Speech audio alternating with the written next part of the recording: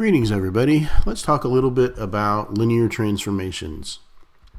So if we're given two vectors v and w, then a linear transformation is defined as a function t from v over to w that satisfies two properties. Namely, that t of v plus w is equal to t of v plus t of w, and t of alpha times v is going to be alpha times t of v, where v and w are vectors and alpha is going to be a scalar. So basically, your linear transformation is just a function that respects your vector addition and it respects your scalar multiplication. Now, two important sets that we introduce when we talk about linear transformations. So if we're given something, a linear transformation t from v to w, then the image of t is really just the set of vectors over in w that is actually landed on by some vector v over in v. So the image of t is the set w in w such that w is equal to t of v for some v in our vector space v. Now the kernel of t, sometimes you might see that as the kernel of t, sometimes you might see it as the null space of t, but the kernel of t is the set of vectors over in v for which t of v is going to be 0.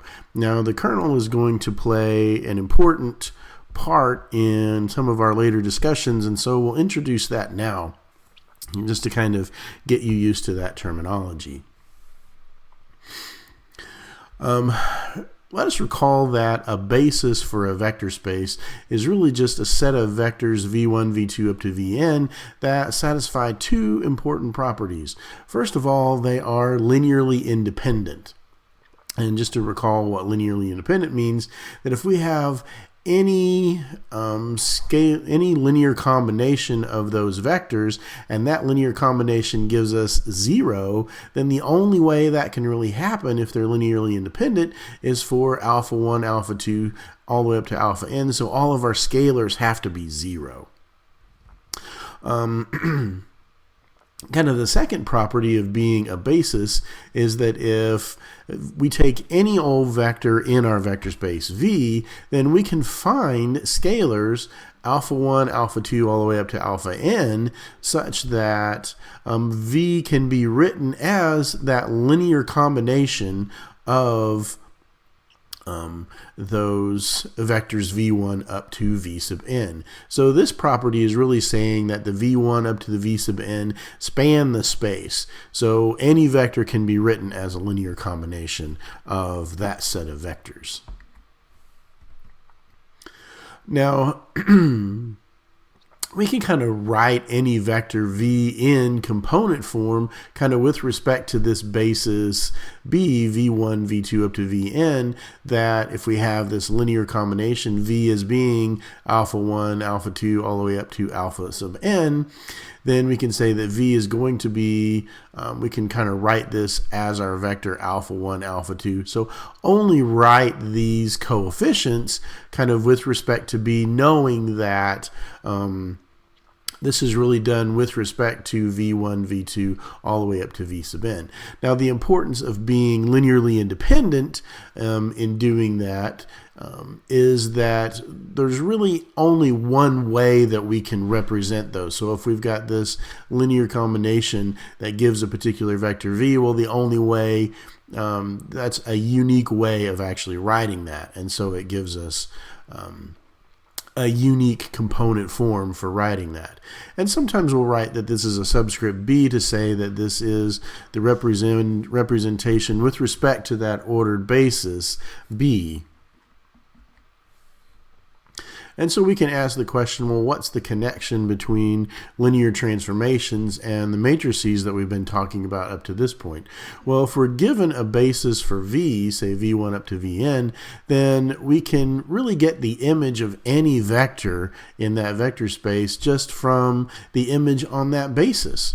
So if we've got t of v And if we can write that v as alpha 1 v1 plus alpha 2 v2 up to alpha n vn, then the properties of our linear transformations says that, you know what, we can distribute that across the sums and we can pull out those scalars, so the thing really just looks like alpha 1 times t of v1 plus alpha 2 times t of v2 all the way up to alpha n times t of vn.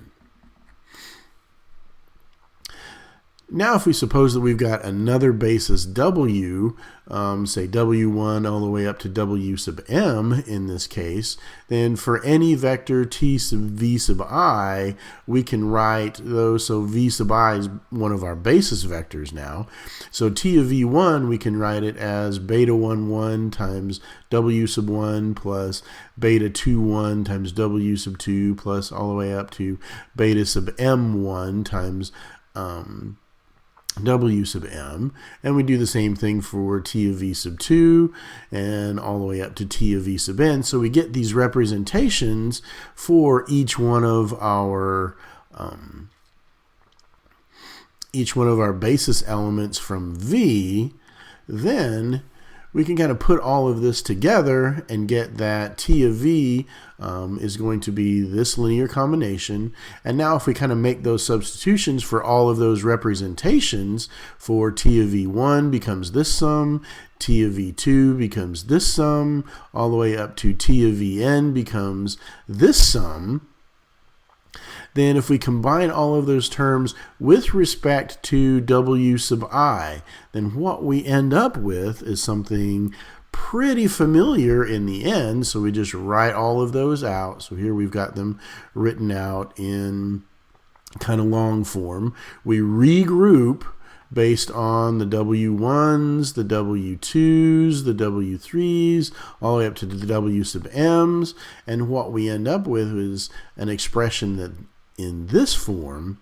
If we then kind of write that in our summation form, then we get our coefficient for w sub I is actually given by alpha 1 times beta I1, alpha 2 beta I2 plus plus alpha sub n beta sub I sub n, which looks like in summation form beta sub ij times alpha sub j, with the sum going from j up to n. So now if we kind of push the vectors of v sub i's and the w sub j's, if we kind of push those to the background and we kind of write these only with respect to our coefficients, then what happens is that we take this vector alpha 1 v1 all the way up to alpha sub n v sub n and write that as the column vector. Then our linear transformation can actually be written as this matrix product, beta 1 1, beta 1 2, all the way up to beta 1 n, beta 2 1, beta 2 2, beta 2 n, all the way up to beta mn, times this column vector, and that gives us the image vector for our t sub v over in the vector space W.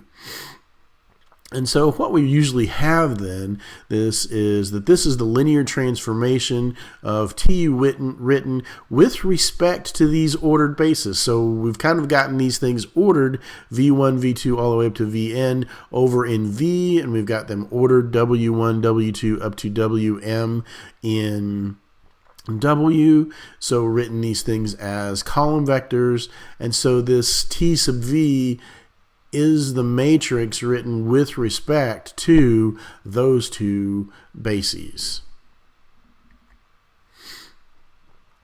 Now, kind of going on, next time we'll discuss a little bit more of the geometry for what goes into some of these linear transformations, and maybe give a few more examples of what is a linear transformation and what is not a linear transformation. So stay tuned for that, and I will see you guys later.